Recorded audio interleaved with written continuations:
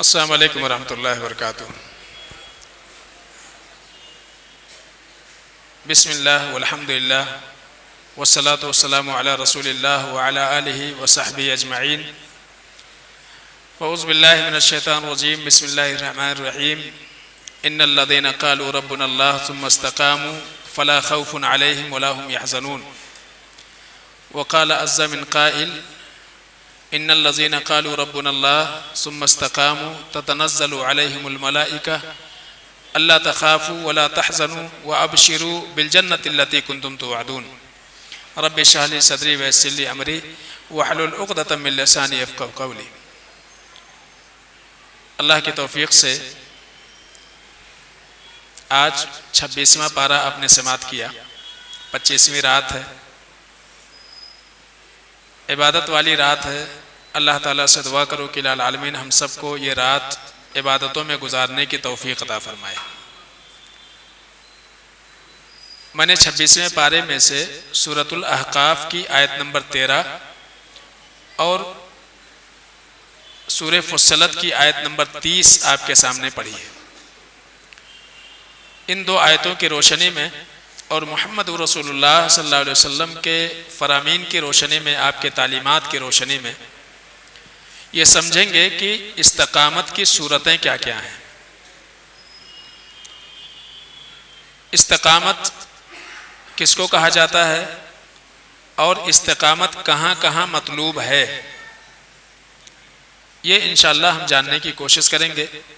اللہ فرماتے ہیں ان الذین قالوا ربنا اللہ، وہ لوگ جنہوں نے اس بات کا دعویٰ کر دیا کہ ہمارا رب اللہ ہے، ثم استقاموا، اور پھر اپنے دعوے پر ڈٹ گئے، جم گئے، فلا خوف علیہم ولا هم يحزنون، تو نہ تو انہیں مستقبل کا خوف رہے گا اور نہ ہی ماضی سے متعلق حزن و ملال کے شکار ہوں گے۔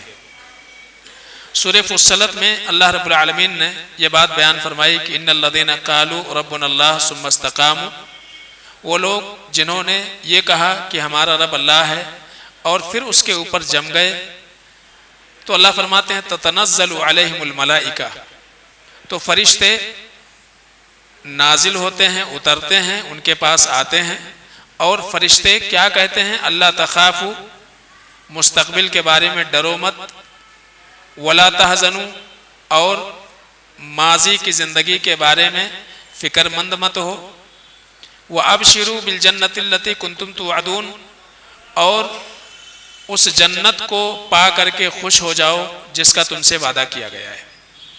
تو ان دو آیتوں میں بنیادی طور سے ایک بات کی تعلیم ہے، وہ ہے استقامت۔ استقامت اردو میں اس کے معنی ہوتے ہیں جم جانا، ٹھہر جانا، ڈٹ جانا، اس کو استقامت کہا جاتا ہے۔ جب ہم اپنے آپ کو مسلمان کہتے ہیں تو بحیثیت مسلمان کے، بحیثیت مومن کے، ہم کو اپنے اسلام پر ڈٹ جانا ہے، اپنے ایمان پر ڈٹ جانا ہے، پھر وہاں پھسلنا نہیں ہے، وہاں آگے پیچھے نہیں ہونا ہے۔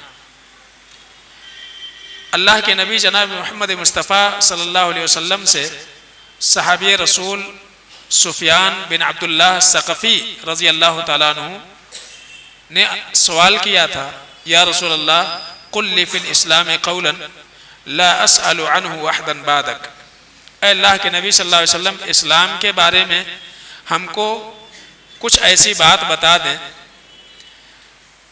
کہ اس کے اوپر عمل کرنے کے بعد مجھے آپ کے سوا کسی اور سے پوچھنے کی ضرورت نہ پڑے۔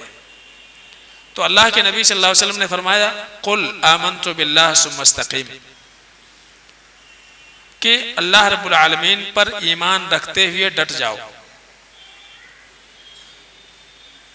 تو معنی کیا ہوا کہ ایک ہوتا ہے دعویٰ اور ایک ہوتا ہے اس دعوے کے مطابق زندگی گزارنا۔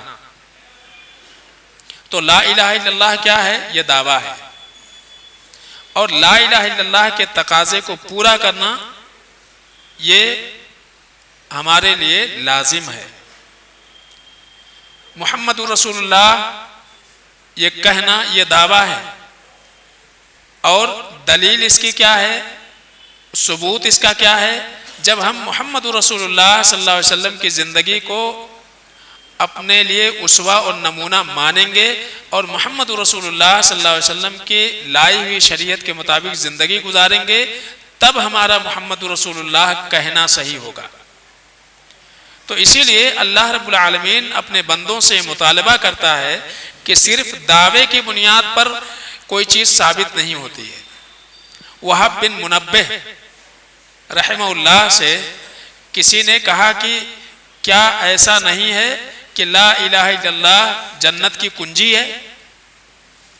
اللہ کے نبی صلی اللہ علیہ وسلم نے فرمایا کہ کلمہ لا الہ الا اللہ کیا ہے؟ مفتاح الجنہ ہے، جنت کی کنجی ہے۔ تو سوال کرنے والے نے کہا کہ کیا لا الہ الا اللہ جنت کی کنجی نہیں ہے؟ یعنی ایک انسان نے لا الہ الا اللہ کہہ لیا تو اب وہ جنت میں جائے گا،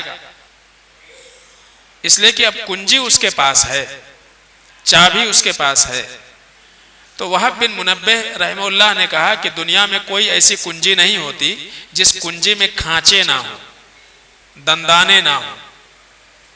تو لا الہ الا اللہ کہنا صرف کافی نہیں ہے، بلکہ جیسے کنجی میں کھانچے کی ضرورت پڑتی ہے، بغیر کھانچے کو کوئی کنجی نہیں ہوتی ہے، بالکل ایسے ہی لا الہ الا اللہ کے کچھ تقاضے ہیں، جب تک انسان ان تقاضوں کو پورا نہیں کرے گا تب تک وہ کنجی کسی کام نہیں آنے والی ہے۔ تو یہاں استقامت کے معنی یہ ہوتا ہے کہ جب ہم دعویٰ کرتے ہیں کلمہ لا الہ الا اللہ محمد رسول اللہ، موت کے وقت تسلی ملتی ہے۔ کیا چیز کی تسلی ہوتی ہے؟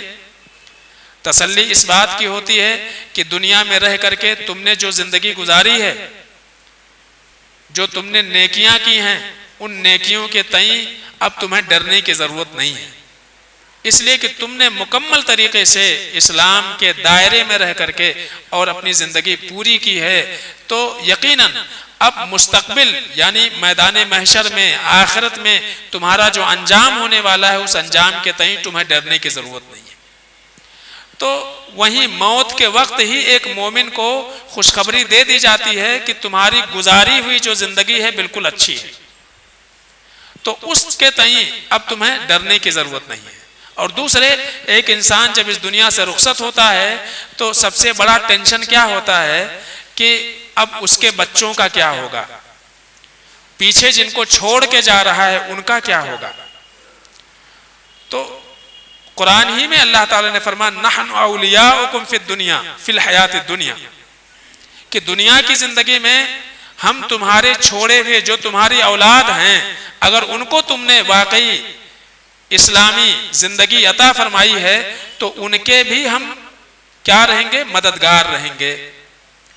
تو جن کو ہم چھوڑ کر کے جاتے ہیں، چاہے وہ ہماری بیوی ہو، ہمارے ماں باپ ہوں، ہمارے بچے ہوں، ہمارے اولاد ہوں، ان کے تعلق سے بھی اللہ رب العالمین یہ کہتے ہیں کہ فرشتے وہیں خوشخبری دیتے ہیں کہ ان کا تمہیں فکر کرنے کی ضرورت نہیں ہے،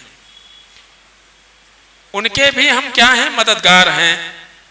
تو دونوں اعتبار سے ایک مومن کو کیا ہو جاتا ہے؟ سکون ہو جاتا ہے، مستقبل کا خوف نہیں، اور ماضی میں جو زندگی گزری ہے اس کا حزن و ملال نہیں۔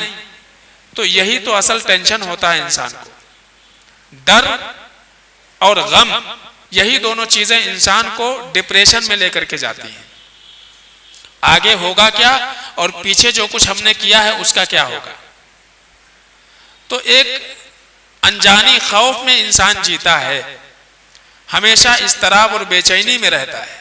تو دونوں کے تعلق سے اللہ رب العالمین کے جانب سے گارنٹی دے دی جاتی ہے فرشتوں کے ذریعے سے، وَأَبْشِرُوا بِالْجَنَّةِ الَّتِي كُنْتُمْ تُوعَدُونَ، اور اسی طرح سے تمہیں بشارت ہو، خوشخبری ہو، تمہیں خوش ہو جانا چاہیے کہ اللہ نے تم سے جس جنت کا وعدہ کیا ہوا ہے وہ جنت تمہیں ملے گی۔ تو موت کے وقت ہی، قبر میں اور قبر سے اٹھتے وقت، تینوں وقت جو ہے یہ خوشخبریاں فرشتے دیتے ہیں۔ تو پتہ یہ چلا استقامت ہر مومن سے مطلوب ہے، ہر ایمان والے سے مطلوب ہے۔ آپ دیکھئے ایک انسان اگر کاروباری ہے، ٹک کر کے کوئی کام کرتا ہے تو اس کے کامیاب ہونے کی امید ہے، لیکن 2 دن کوئی کام کیا اور اس کے بعد چھوڑ دیا، پھر چوتھے دن تیسرا کام شروع کیا، تو چاہے کسی بھی میدان سے انسان تعلق رکھے، اگر اس میدان میں اس کے اندر استقامت نہیں ہے، دنیاوی اعتبار سے ٹھہراؤ نہیں ہے انسان میں، وہ کامیاب نہیں ہو سکتا ہے۔ آپ کچھ پڑھنا چاہتے ہیں، کچھ بننا چاہتے ہیں، کبھی دل میں آتا ہے ڈاکٹری کروں گا، کبھی دل میں آتا ہے انجینئرنگ کروں گا، کبھی کوئی اور فیلڈ سے آدمی سوچنے لگتا ہے۔ تو جب تک آپ طے نہیں کرو گے آپ کو بننا کیا ہے اور اس بننے کے لیے آپ کے اوپر کیا واجبات ہوتے ہیں، جب تک اس کی تم تیاری نہیں کریں گے کیسے ہوگا؟ کبھی یہ سبجیکٹ پڑھ رہے ہیں، کبھی وہ سبجیکٹ پڑھ رہے ہیں، کبھی یہ پڑھ رہے ہیں، کبھی وہ پڑھ رہے ہیں۔ تو اگر انسان کے اندر ٹھہراؤ نہ ہو، جماؤ نہ ہو، تو آدمی کامیاب نہیں ہو سکتا دنیا میں بھی۔ تو ایسے ہی اخروی اعتبار سے بھی کامیابی کے لیے ضروری ہے کہ ایک انسان اپنے اندر ٹھہراؤ پیدا کرے۔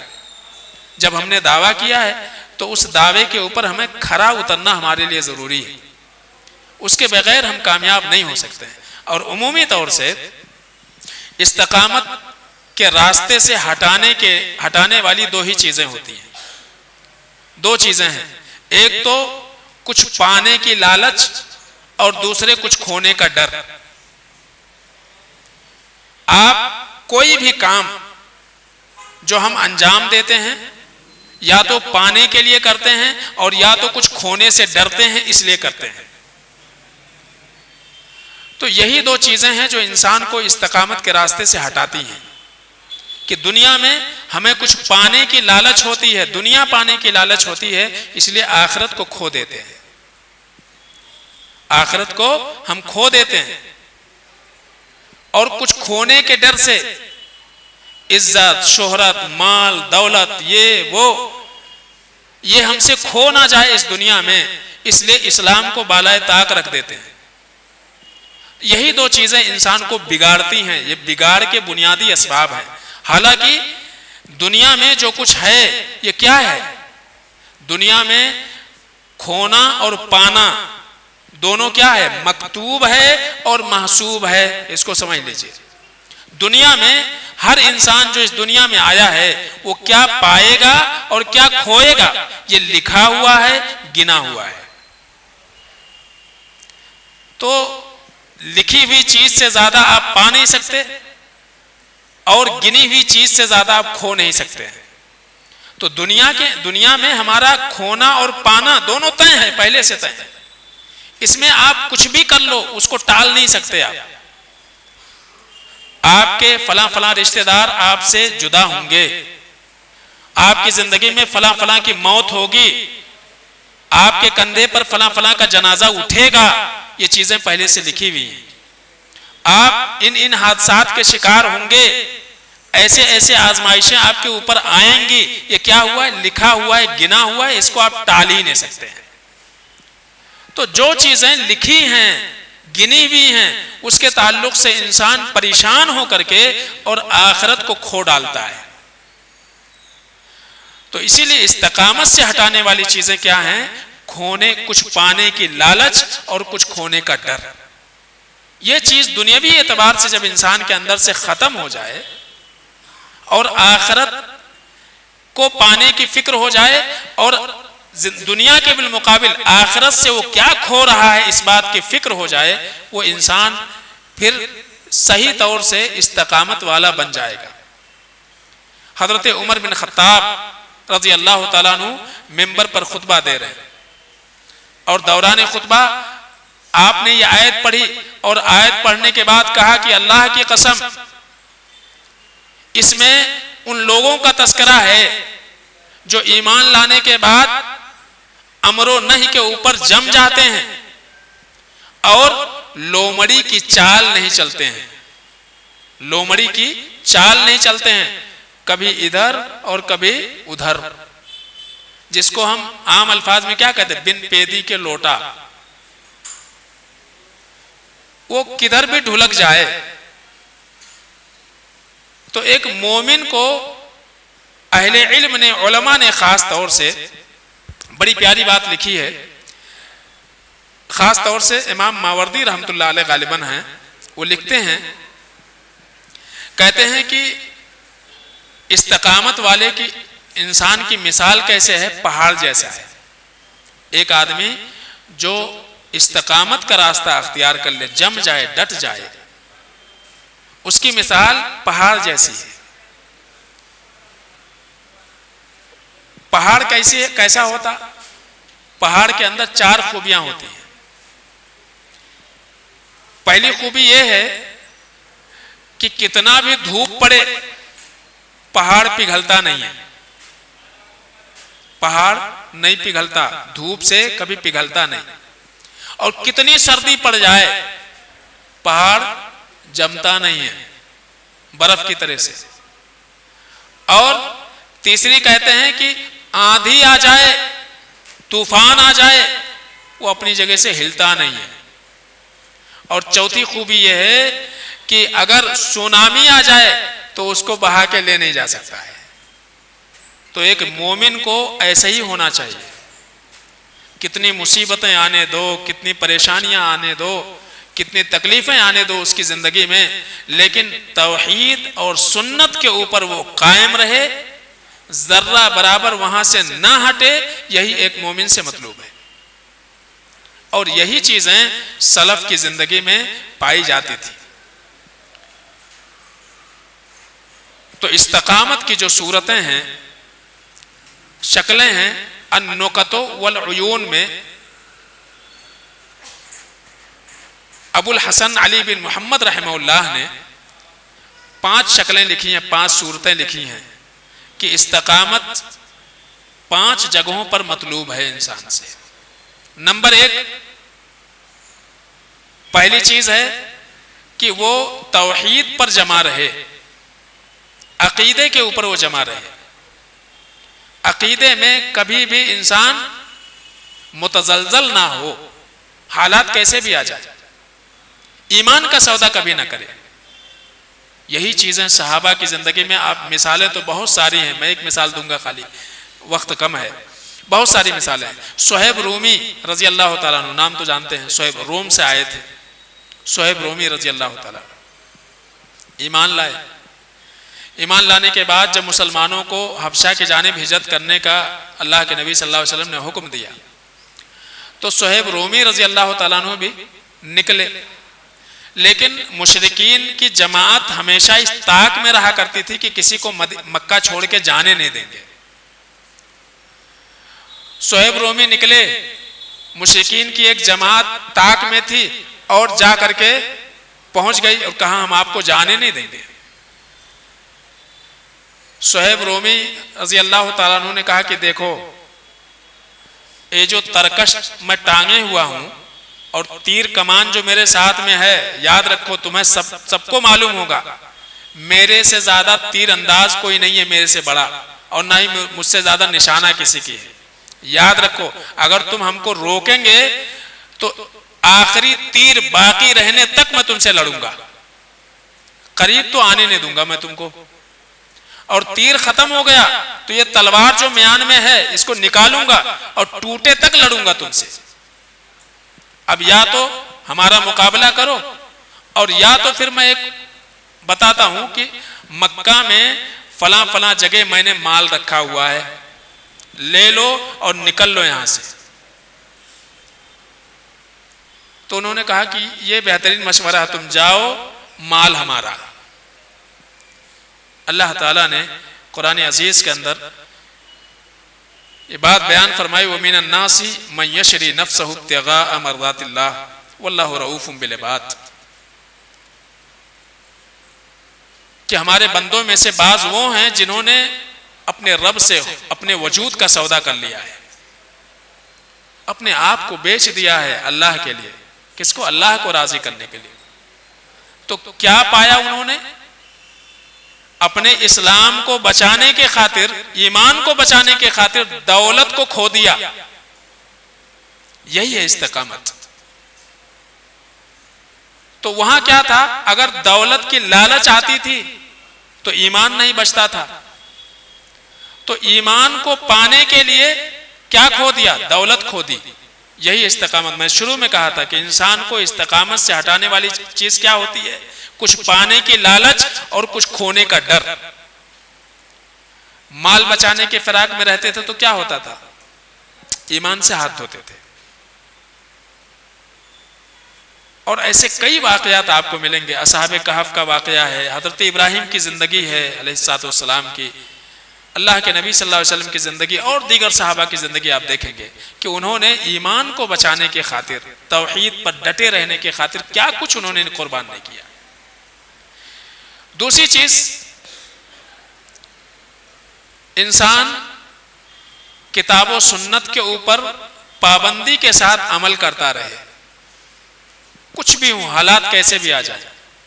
تھوڑی سی رزق میں تنگی ہوتی ہے تو ہم دائیں بائیں جھانکنے لگتے ہیں, سود کا راستہ ہے کیا, رشوت کا راستہ ہے کیا, کسی کا حق مار کے کچھ مال آ سکتا ہے کیا, کسی کا حق دبا کر کے کچھ ہو سکتا ہے کیا.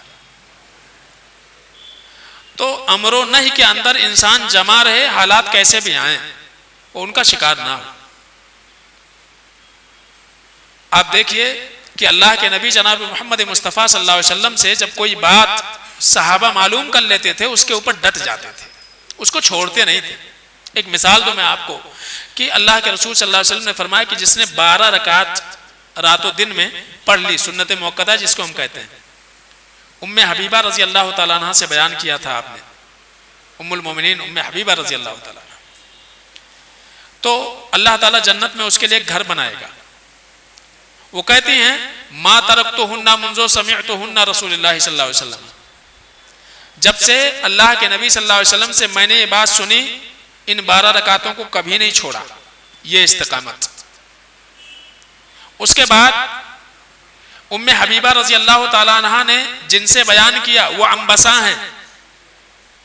انبسا رحمۃ اللہ علیہ کہتے ہیں فما ترکتہن منذ سمعتہن من ام حبیبہ, ام حبیبہ رضی اللہ تعالیٰ عنہ سے جب سے میں نے یہ بات سنی ہے میں نے بھی نہیں چھوڑی. پھر انبسا سے روایت کرتے ہیں نعمان بن سالم, نعمان بن سالم سے جب انبسا نے بیان کی تو نعمان بن سالم کہتے ہیں کہ جب سے میں نے انبسا سے یہ بات سنی ہے میں نے 12 رکعتیں کبھی نہیں چھوڑی. اور ایسی تفصیل پیچھے چلے جائیں گے تو یہ چیزیں ملیں گی. تو اس کو کہا جاتا ہے استقامت, ڈٹ جانا. تیسری چیز ہے ایک انسان اخلاص والا راستہ اختیار کرے, جو بھی کرے اللہ کے لیے کرے, دکھاوا نہیں, شہرت نہیں, ریاکاری نہیں. اس لیے کہ دکھانے سے آپ کو کیا ملے گا, کوئی بھی آپ کسی کو صدقہ کرتے ہیں, کسی کو کچھ دیتے ہیں, کوئی کام کرتے ہیں, آپ کے دل کے اندر ریاکاری آ گئی, دکھاوا آ گیا, شہرت آ گئی, نیک نامی آپ چاہتے ہیں, تو یہ چیزیں تو مل جائیں گی. یہ کیا ہے, دنیا کی چیز ہے, یہ آپ کو مل جائے گی. بدلے میں نقصان کیا ہوگا, آپ کی آخرت برباد ہو جائے گی.